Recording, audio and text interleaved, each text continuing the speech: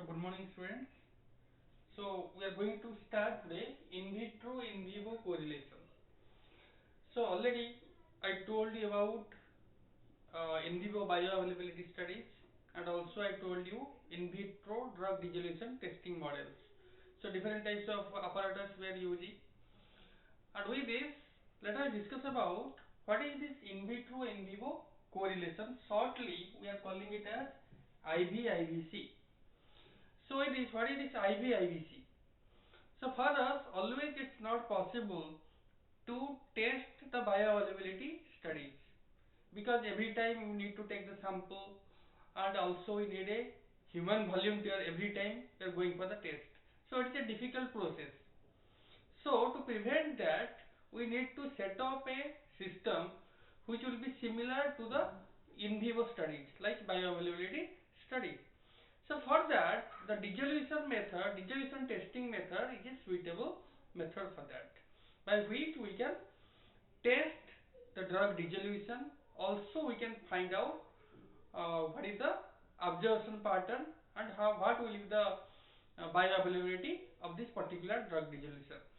So with this, for that also we need, what are the parameters we need to study in that we will discuss about that, and what are the correlation levels in the IVIVC or in vitro in vivo correlation, that we will discuss today. So first thing, let us discuss for that what is the use of this in vitro in vivo correlation. So first thing is, it is a alternative, of in vivo bioavailability studies. That means we have to design a in vitro dissolution testing model which is a alternate to in vivo bioavailability studies. So in this, let us discuss about what definition of IVIVC. So the definition states that it is a mathematical model which describes the relationship between an in vitro property, that is your rate and extent of dissolution of a dosage form, and in vivo response like your plasma drug concentration or amount of drug observed. That means it is a mathematical model which describes about the relationship between the dosage form, that is your dissolution studies, extent of dissolution studies, with plasma drug concentration. So simply we can tell it is a mathematical model which describes about the relationship between this drug dissolution and plasma drug concentration, because plasma drug concentration is related to your bioavailability, how much amount of drug is observed, and there is a drug dissolution, that we can tell it is a in vitro testing model.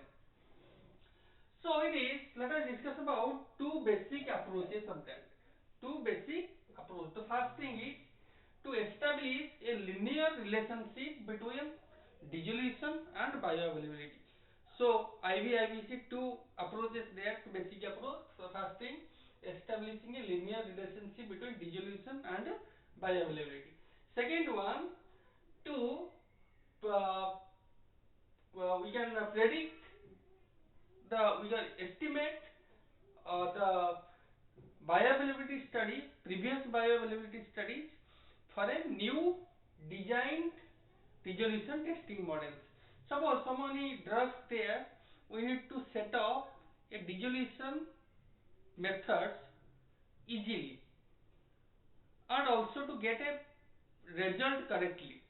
So for that, what we will do, we will take previous bioavailability study reports or data to modify these dissolution methods. So this is the second point. To modify the dissolution method, we need to use the previous data of bioavailability studies. So it is now coming to the third one.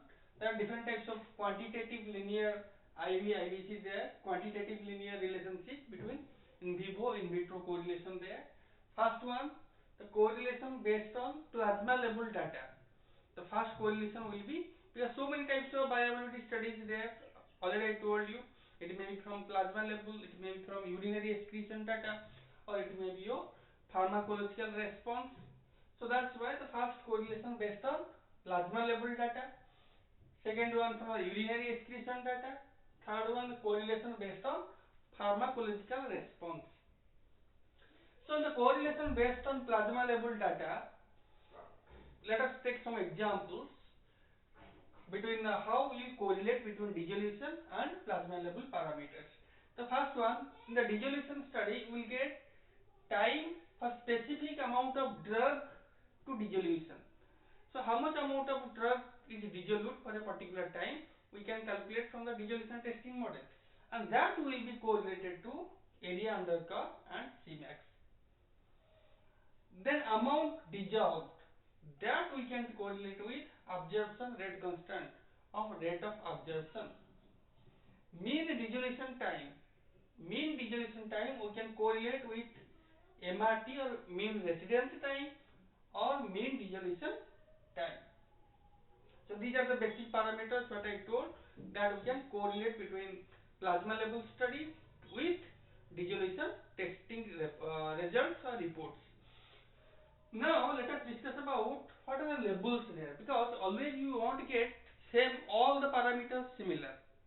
It's very difficult to get all the parameters to correlate with bioavailability terms.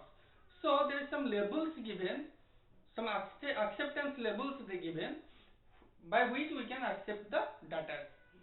So there are generally IV/IVC label, in vitro, in vivo correlation labels having three labels: label A, B, and C. Let us discuss about what is label A. So label A means it is your high predictability or similar type of results, and all points should be correlated with each other. When each and every point is correlated with each other, that point we are calling as label A. That means we can tell it is the highest category of the correlation. It is point to point relationship between in vitro studies to in vivo studies. Point to point correlation. Every point should be correlated with the in vitro and in vivo studies. Okay, so this is the highest level. So it's having more advantages, but it's not possible to make all the parameters similar, so it's very difficult process. Then level B, it utilizes the principle of statistical movement theory and compared with the in vitro dissolution time. It is used different type of statistical models to predict the future dissolution studies, and that will be correlated with the bioavailability of the drug. So generally in this we are using dissolution time to correlate point with plasma level studies or bioavailability studies. Then coming to level C, it is a single point correlation. Single point correlation. Single point correlation means one point, one parameter we have to correlate with both. In vivoli and in vitroli, we have to correlate one point. But this level C may be multi-point. We can set two parameters also, we can set three parameters also. But the minimum is one single point, we have to fix it. So it is, it may be your dissolution time point, or it may be CMC, or it may be amount of drug dissolved. Any point we can choose. So it is. So this is all about your labels. So nowadays, biopharmaceutics classification system also correlated with IV/IVC. So let us discuss about shortly. Later on notes in tables I will share you in the notes. So let us see what is biopharmaceutics classification system and its IV/IVC relationship, in vitro in vivo relationship. One example I will give you. If it is class 1, we know that its solubility is high, permeability is high.